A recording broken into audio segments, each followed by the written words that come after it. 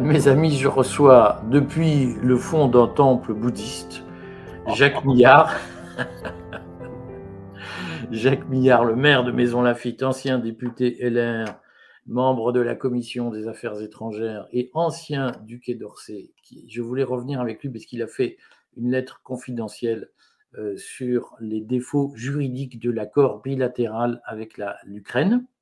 Et je voulais qu'il nous en reparle parce que Jacques porte des arguments que je crois très importants et très solides contre la légalité et la constitutionnalité de cet accord. Alors on le redit, un accord avec un pays étranger, un traité ou un accord, sous certaines conditions, doivent être soumis au référendum.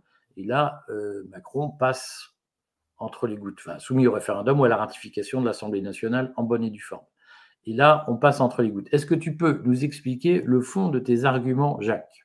Alors, c'est très simple. Premièrement, certains disent on a eu un débat à l'Assemblée nationale et au Sénat, paraît-il, cette nuit, et une très grande majorité des députés et sénateurs ont voté, je dirais, pour la déclaration du gouvernement sur la base de l'article 51 de la Constitution.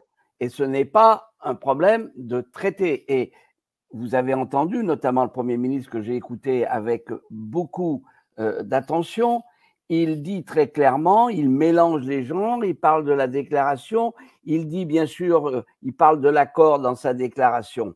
Et certains voudraient dire qu'à partir du moment où effectivement sur la base du 51, on a approuvé aussi cet accord. Mais regardons ça un peu de plus près. Il est clair que dans ce que le président de la République a signé, et on va dire dans quelles conditions, il y a un accord. Je dirais qu'il n'est pas en bonne et due forme, il est plutôt en mauvaise forme. Et c'est assez simple. Bon, il faut rappeler à nos auditeurs que cet accord fait la bagatelle de 8 pages et demie. Hein, en A5, écrit assez petit, un peu sur la typographie d'un journal du soir. Et il faut bien sûr procéder à une analyse. Alors, au regard du droit des traités et de la tradition française et de la Constitution, cet accord doit d'abord être interprété en bonne foi. C'est-à-dire qu'il y a un texte et on n'est pas là pour jouer la turpitude, on est là pour sans doute à terme l'exécuter. Et il faut surtout l'interpréter au sens ordinaire des mots. C'est-à-dire que lorsque, et là je vais aller droit au but, en réalité dans la forme, cet accord est d'une très grande influence anglo-saxonne. Il est même un copier-coller d'un certain nombre de textes qui ont été auparavant signés. Et on emploie le futur.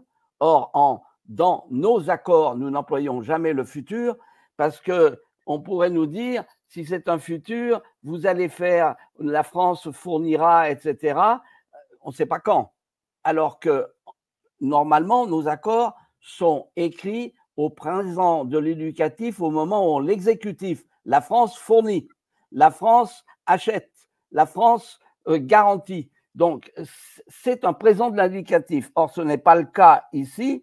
C'est, je dirais, du salmigondi. Alors, qui plus est… Est-ce que tu es en train de nous dire, Jacques, que selon toi, il y a des indices qui montrent que ce texte n'a pas été rédigé au Quai d'Orsay, mais bien sûr que non. Rédigé par des anglo-saxons? Il a été totalement rédigé par des anglo-saxons. Il y a d'ailleurs dans le titre, et je vais y revenir, il y a la France et l'Ukraine. Eh bien, en droit international, je ne sais pas ce que c'est que la France. C'est une notion géographique. Je connais le gouvernement français, je connais la République française. Alors, la République française, c'est l'appellation, dénomination de l'engagement de la France, du pays la France, de la nation française, dans les traités en forme solennelle, c'est-à-dire qui va exiger la ratification par le président de la République. Mais en l'occurrence, ici, la France et l'Ukraine, dénommés individuellement et respectivement le participant français et le participant ukrainien, c'est du salmigondi pour les chats. Normalement, on dit les parties, c'est-à-dire les parties à l'accord. Et ensuite, il faut aller plus loin parce que tout accord doit être analysé au regard de son contenu, c'est-à-dire on fait l'analyse matérielle de ce qu'il y a dans l'accord pour savoir si on est dans une déclaration politique ou si on est dans un accord qui nécessite l'approbation au regard de l'article 53. Et là, eh bien, c'est simple. L'accord, il le dit lui-même. Il s'intitule Accord de coopération en matière de sécurité. Ensuite, il est clair que les clauses finales de ce texte est aussi très claires. Il dit le présent accord peut être résilié par l'une ou l'autre des participants. Le présent accord peut être modifié et complété. Le présent accord prendra effet à la date de la signature.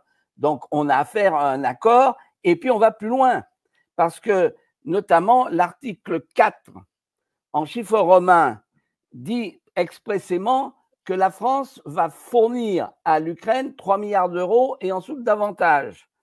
Il institue une série de coopérations dans des domaines qui peuvent être soumis bien évidemment à la loi française, c'est-à-dire c'est toute l'organisation, notamment y compris de renseignement. En règle générale, ce genre d'accord, lorsqu'il existe, ce sont des arrangements administratifs entre les services, mais ce n'est pas quelque chose qui vient comme ça de manière forte dans un texte international. Et puis, il dit très clairement que la France va appuyer l'entrée de l'Ukraine dans l'OTAN, ce qui participe à l'organisation internationale d'une partie de la planète, et de l'Union européenne, sur lequel il est dit très clairement, citant des déclarations des chefs d'État, que la France appuiera. Et alors là, peut jouer l'article 88.5 qui dit clairement que tout texte de loi d'un nouvel État de l'Union européenne sera soumis à, bien évidemment, à référendum, sauf s'il y a un vote au 3/5, comme on vient de le voir dans la modification de la Constitution sur l'IVG. Donc, on est dans, franchement, le gouvernement a essayé de noyer le poisson. C'est aussi simple que ça. Et alors, regardons maintenant clairement pourquoi… Alors, attends, si on peut récapituler pour que tout le monde ait bien compris. À l'Assemblée nationale, qu'est-ce que le gouvernement aurait dû faire et soumettre au vote et qu'il n'a pas fait?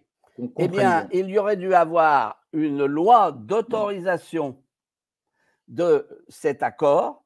Ce n'est pas avec le vote de l'article 51 qui est patin couffin, c'est de l'enfumage, c'est de la manipulation. Mais c'est pire que ça.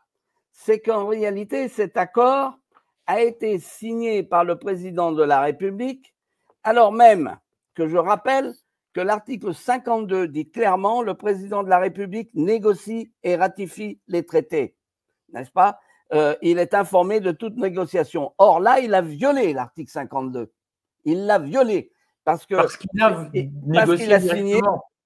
a signé et que ça pose un sacré problème parce que le président de la République, chef des armées, au regard de la situation internationale, c'est la France, parce que c'est comme ça. Il représente notre pays sur la scène internationale.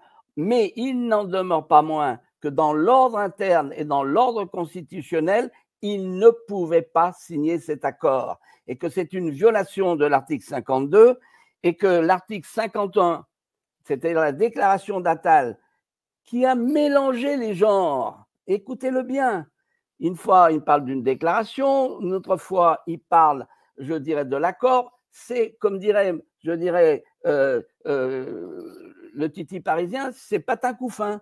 C'est-à-dire, voyez mes ailes, je suis oiseau, voyez mon bec, je suis autre chose, et voyez ma queue, je suis poisson. Et donc, ça a été une entourloupe complète. Et d'ailleurs, si vous allez chercher sur le site de l'Assemblée nationale ou du Sénat, voir de quoi il en retourne, est-ce qu'il y a un texte de loi, entre guillemets? Non, il n'y a pas du tout ça. Il y a des déclarations et les résultats des votes, parce qu'ils se sont mis sur l'article 51, qui est une déclaration. Donc, aujourd'hui, on a tout, au regard de nos partenaires étrangers, la France s'est engagée, ça c'est clair par le président de la République, mais en violation totale de la Constitution. Donc c'est une forfaiture. C'est une forfaiture.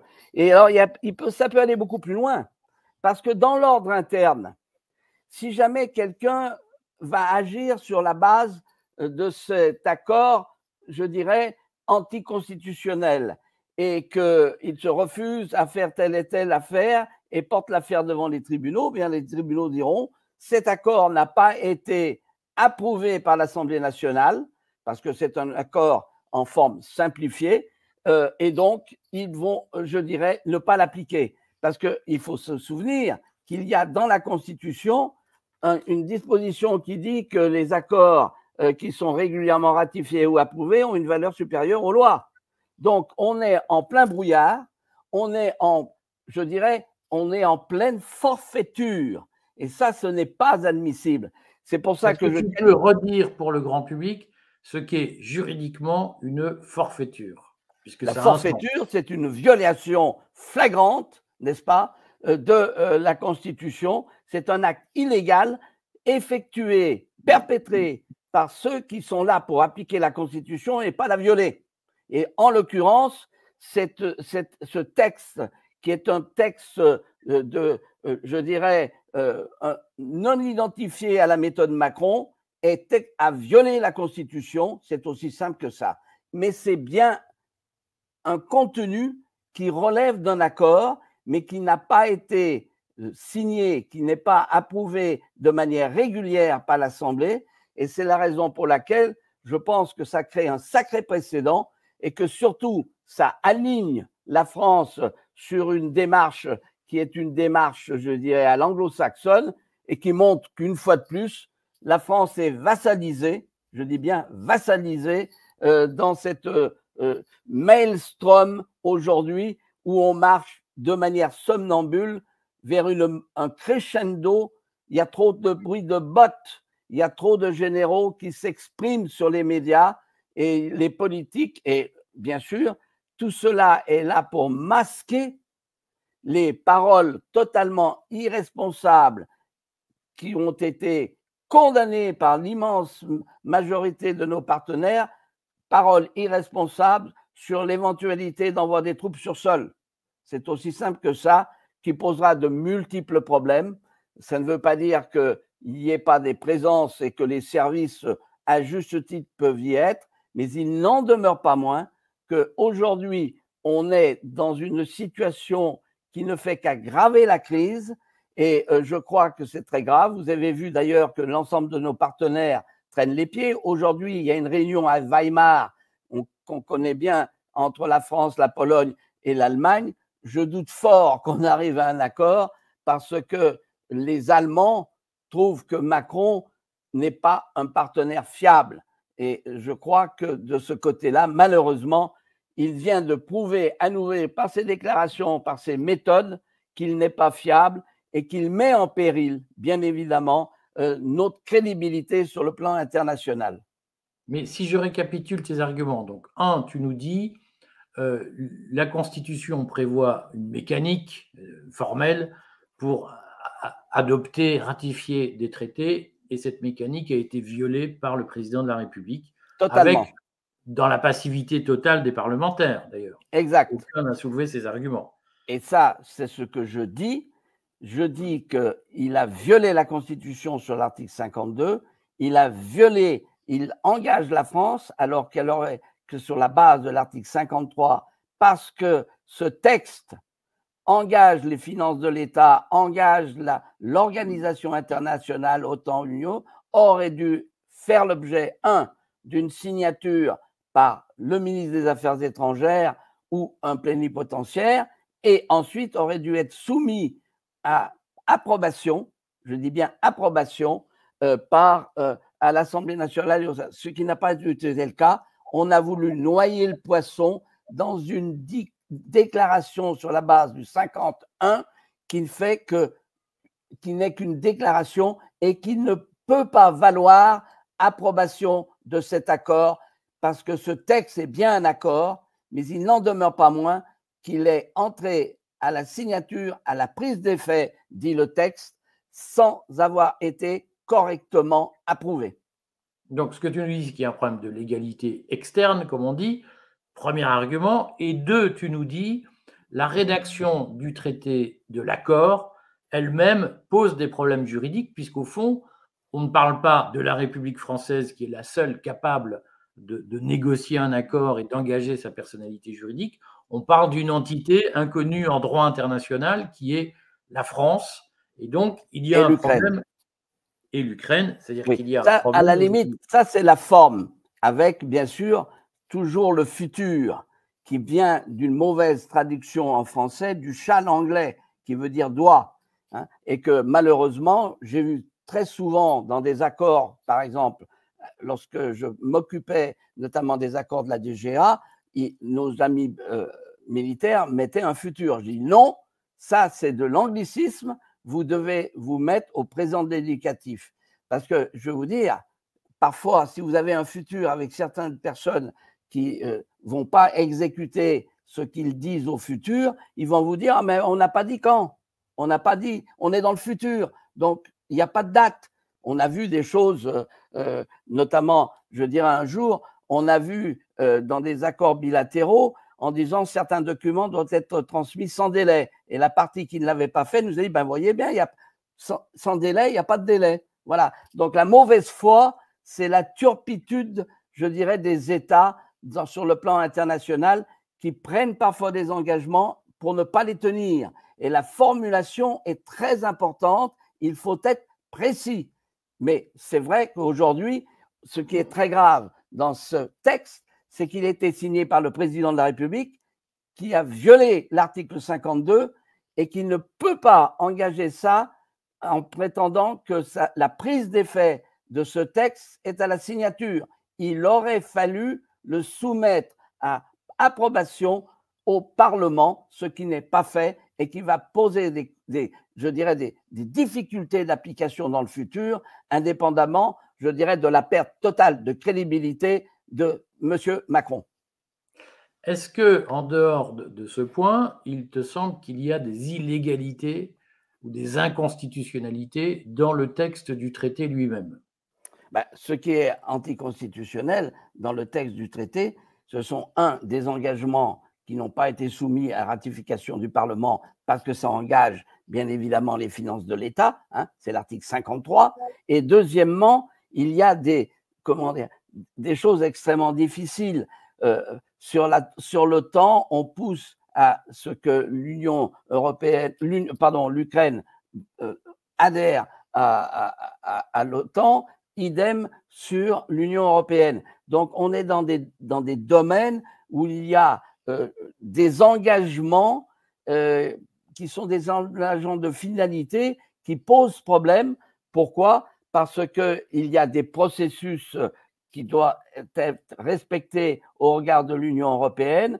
Et là, visiblement, on se dit, peu importe, on y va. Et puis, il y a l'équilibre général de ce texte au regard des enjeux européens. Alors, on est en train de faire un crescendo vers un affrontement sous prétexte que, effectivement, il faut mettre un terme aux prétentions de M. Poutine. Il n'en demeure pas moins qu'aujourd'hui, ce texte apparaît davantage comme une volonté de prétention du monde occidental que celui de Poutine. C'est quand même un texte qui va accroître les tensions. Eh bien, en cela, je crois que, au regard de ce qu'est la tradition française, on n'est pas loin de la co-belligérance, il faut le savoir, et qu'on ne vienne pas nous dire que c'est pas vrai, on n'est pas co-belligérant et on continue de faire une guerre par proxy. Alors, tout ça, c'est peut-être pas, je dirais, des éléments anticonstitutionnels en soi, mais ce sont des éléments diplomatiques, politiques, qui nous font monter crescendo. Et ça, c'est quand même sur lequel les Français doivent, bien sûr, s'interroger. J'ajoute qu'il y a eu dans la réforme Sarkozy que normalement, on doit se prononcer sur, je sais pas, l'implication quand on participe à des conflits, parce qu'on y participe, qu'on le veuille ou non, depuis plus de 3 mois. Et donc, en l'occurrence, là encore, je rappelle que normalement, le Parlement doit clairement se prononcer sur la participation, je dirais, aux opérations dites militaires. Qu'on le veuille ou non, on est quand même dans ce cas de figure. Et là, là encore, c'est patin couffin, c'est la déclaration du 51 couvre tout. Non, je suis désolé, il faudrait avoir un débat réel sur la participation de nos forces à ce qui est bien évidemment une guerre par proxy.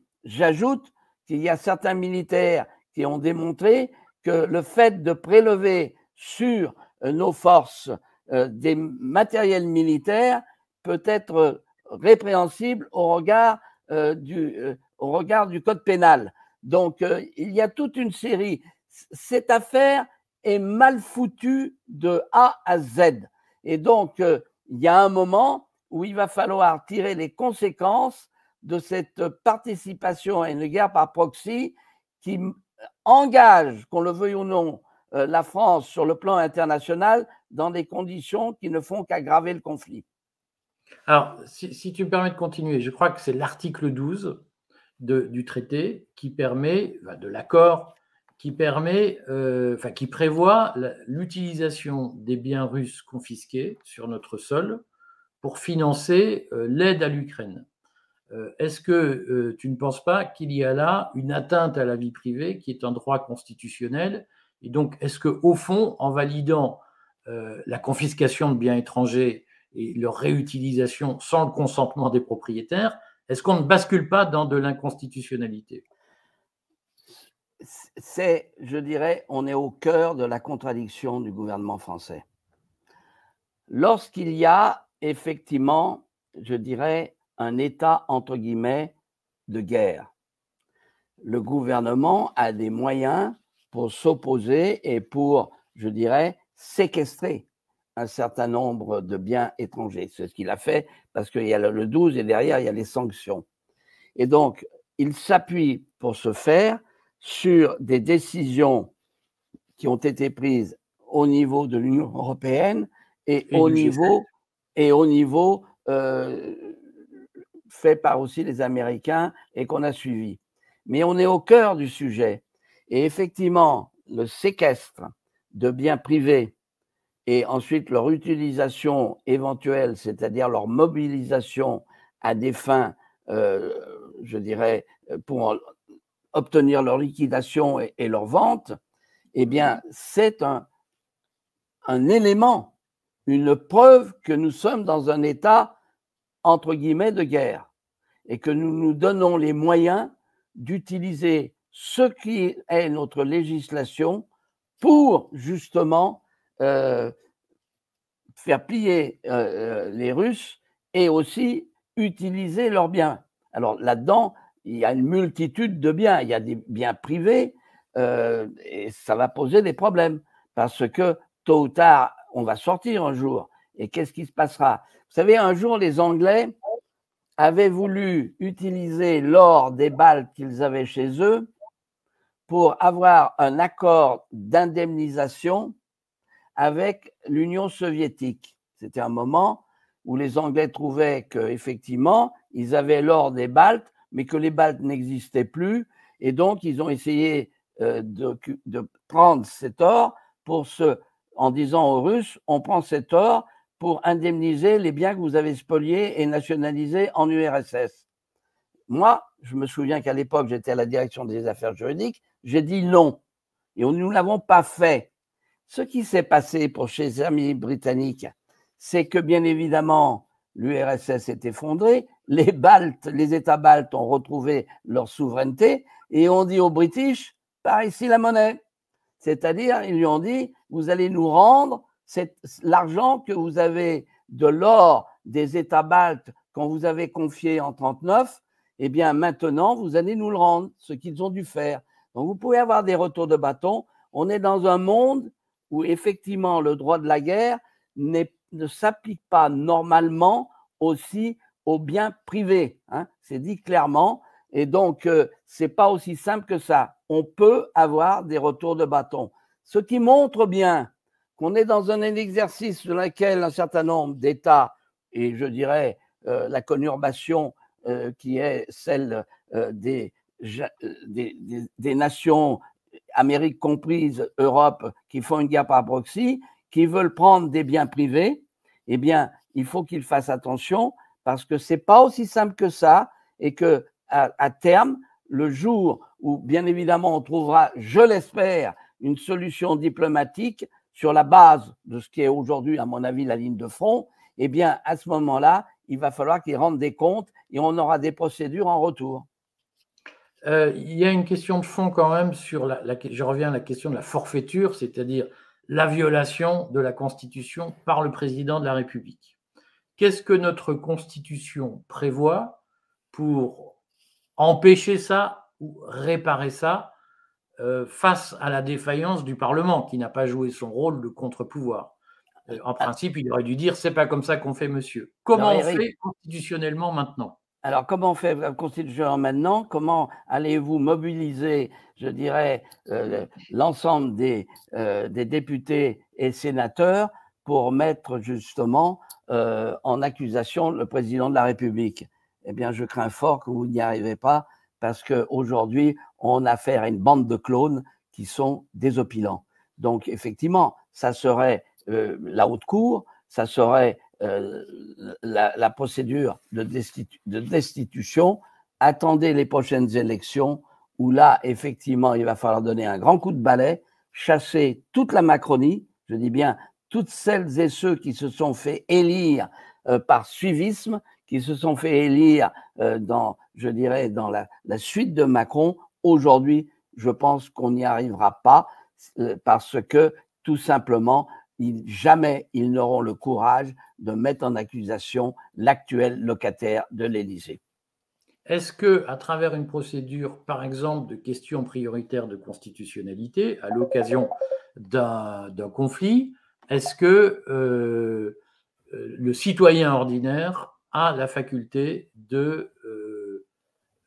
d'agir contre cet accord? C'est une bonne question.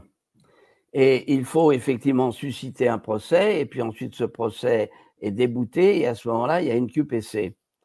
Le problème, c'est que cet accord, je ne sais pas où il est. Je m'explique. Il a été signé par le président de la République en violation de l'article 52, dont acte. Est-ce qu'il va être publié au journal officiel? Je ne sais pas. Est-ce qu'il va être effectivement enregistré dans l'ensemble des accords que la France, puisqu'elle les enregistre d'une manière ou d'une autre? Est-ce qu'il va être envoyé aux Nations Unies comme étant un accord qui doit être enregistré dans les traités et les accords? C'est l'article 103 de la Charte de souvenirs. Je ne sais pas. Hein. Et donc, en réalité, c'est un objet macroniste non identifié. Un objet macroniste non identifié, mais qui a des conséquences sur le plan politique très fortes. C'est un accord au regard du droit international et de nos constitutions, mais je ne sais pas quelle va être sa vie.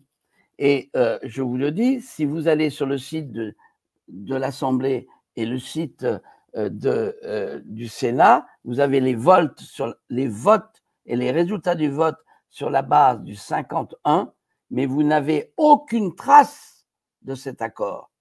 Aucune trace. C'est-à-dire que visiblement, c'est comme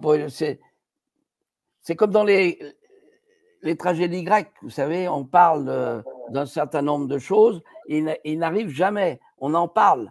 Voilà. Et c'est ce qu'a fait Attal. Il a fait de la manipulation totale, Attal. C'est aussi simple que ça. Et je l'ai très bien entendu. Il parle de la déclaration et puis il parle de l'accord. Et voilà, il faut aider l'Ukraine, patati, patata. Oui, il n'en demeure pas moins que c'est une forfaiture en droit français. Bon, Jacques, ce que tu dis est vraiment, merci, c'est très important. Ce que je te propose, c'est qu'on suive ça, puisque moi, je pense qu'on ne peut pas en rester là collectivement, hein, et qu'on doit réagir face à ce passage en force qui est contraire au texte, à nos lois fondamentales. Merci beaucoup et puis à bientôt, j'espère, Jacques. Haut les cœurs, le combat continue.